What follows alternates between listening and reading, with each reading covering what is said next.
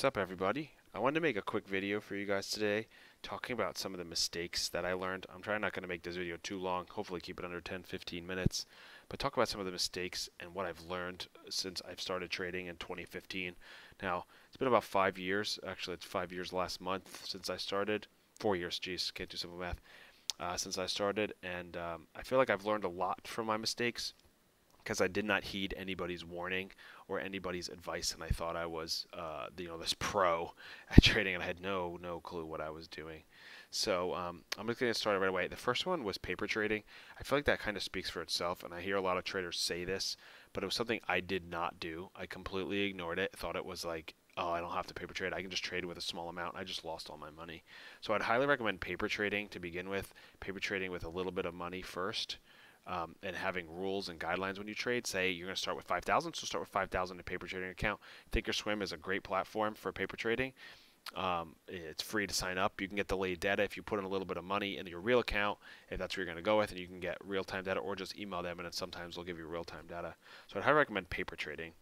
The second thing that I have on my list for mistakes is overtrading. I remember trading so much because I was like obsessed that I watched every video and I was staring at the charts for the entire market open to close. From 9:30 until 4 o'clock, I would be staring at the charts, and at 12:30 be like, "Oh my gosh, there's got to be this. I can play this. I can do this." And I was risking ridiculousness over charts that didn't even make sense because I thought I saw something that wasn't even there, because I felt like I needed to be trading at these ridiculous times. So I would highly recommend to you to set some sort of rules and parameters in terms of over trading, in terms of setting a limit. For my challenge, I'm setting a limit of $50 loss. If I'm $50 loss, I turn it off. And in reality, after 11:30, I'm usually gonna, if I'm not in a trade, I'm gonna turn off my Thinkorswim and I'm done for the day anyway. So you have rules, and find out what rules works best for you. The third one is following. When I first started trading, I was initially trading options, and then I said, you know what? It's not me. It's the option. So I'm going to try low float stocks, and I got into one of the low flow chat rooms, and I'm not going to mention who, but I got one of the low flow chat rooms, and I found myself trying to follow, and that just doesn't work. It doesn't work for one or two reasons. One, you're always late. By the time they say they're entering, you're not. You're already too late. And I wasn't learning anything. I was just following, thinking I could be rich because I'm going to follow this guru and he's going to show me everything. And I had no idea what I was doing. And that kind of leads into my second one, is not having your own strategy. It took me a while to actually learn a strategy and learn strategies in general that work in the market, that aren't following.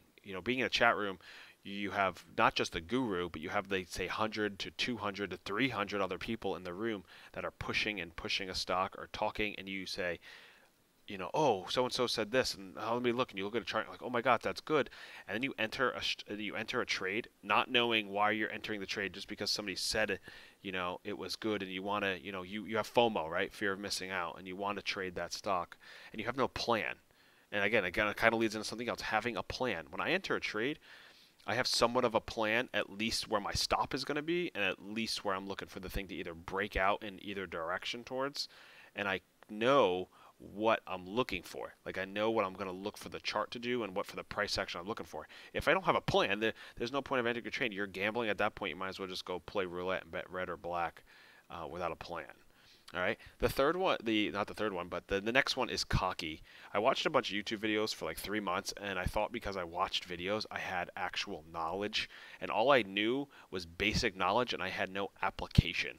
So I thought I knew what I was talking about, and I got in these conversations with people, and we had great conversations, but I really was just regurgitating what I heard on a YouTube video, and I thought I was really smart, and I thought I knew what I was talking about, and I got cocky, and I was making risks that were terrible risks, and just losing money because I thought I knew what I was doing and I really didn't know. The next one was brokerage.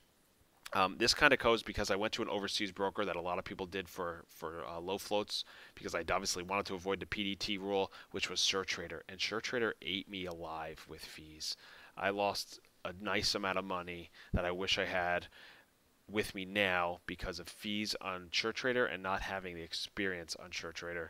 So if you are going to go with an overseas broker because you're trying to avoid a PDT, please make sure you at least feel like you really know what you're doing before you start doing that, or you're just going to get eaten up by all the fees. The next one is emotions. Now, this is still one slightly that gets me once in a while. Kind of got me a little today is I know it's hard to not have emotion when you're trading. Now, I don't have emotion as in like I'm yelling at the screen, wanting it to break out, but I do psych myself out once in a while with knowing and being confident in my actual entry and being confident in where I set my stop and thinking maybe I should just move my stop, and I try to keep my stops too tight once in a while. And this is still something after 4 years I'm still having issues with. I used to be yelling at the screen, let's go, break out, blah, blah, blah, and all this other stuff. And I was stressing myself out, and I felt like I was getting gray hairs at a young age because I didn't, I was gambling. I had no idea what I was doing. So try to control your emotions. And I think the big way is to have a real strategy and trade with a little bit of size in the beginning that's not big and it's not going to kill you. In the beginning, if you shouldn't trade at all, if you lose your account, you're going to be either in debt or have some sort of financial hardship. Okay, if you're trading and that's going to occur because you lost your account, you should not trade in the first place.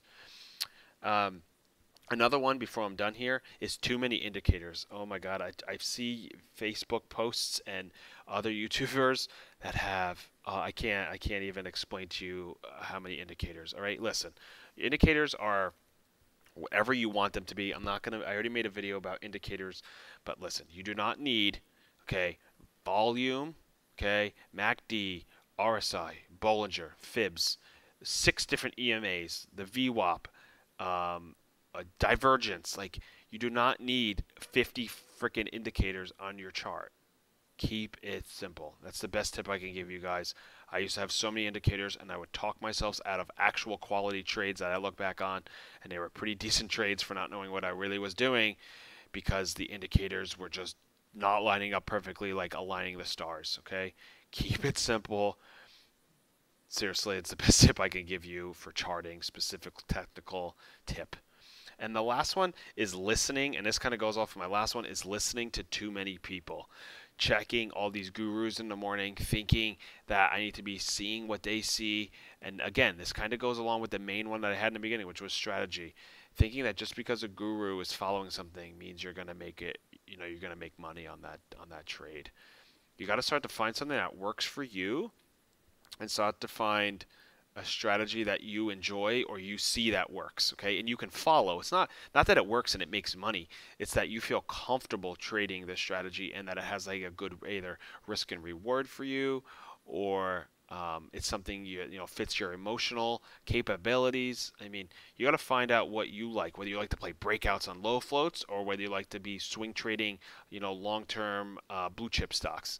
So again, you got to figure out what you like and don't follow. I mean, learn from these guys. I mean, some of them you can learn from, and I'm not going to bash anybody or give you anybody to go watch, but you'll start to learn as you trade which ones you can kind of trust and which ones are, just trying to pump a stock, okay? So, be careful out there. There's a lot of money flashing around and cars flashed around in front of your face, and usually that's just a red flag. All right. So these are some of the main mistakes that I've made and I've learned from, and I'm still learning. Like I said, with the emotions, I'm still trying to practice, how to maintain my emotions in a trade. And it's more overthinking the trade. It's not that I'm nervous to get in or out a lot of the time. It's that I'm overthinking what I know and what I'm seeing, and then I'm trying to contradict myself and be like, well, is that really what I'm seeing? And the numbers, it's math and numbers, and I'm trying to go against the math here and the emotion that I'm seeing on the charts. And it's like I said, it's still something I'm learning. So, don't think you're going to be a pro after 4 years. I'm not even close. I still obviously make mistakes. Everybody makes mistakes. It's just you need to learn from the mistakes. And every trade you make, you should go back and be like, all right, that was a good trade, or that was a bad trade, or what did I do wrong, and why did I enter where I did? And you should document your trades. Obviously, It's something I'm going to do after this challenge. When I go back to my main account, I'm going to start documenting all my trades and keeping track of everything that I did.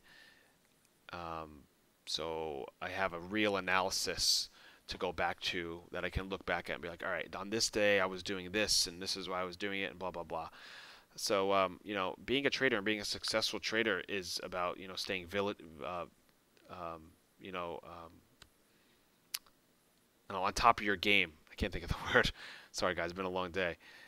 Staying on top of your game and being okay with making mistakes, but learning from your mistakes. And I'm admitting that I've made a ton of mistakes, and I think that's a good start for a lot of people, is realizing that you can always do better, and you can always have a better strategy and a better plan. So that's the video for today, guys. I know it's kind of more on a different note that I've been talking about. We've been doing more literally just trading and looking at charts and this and that.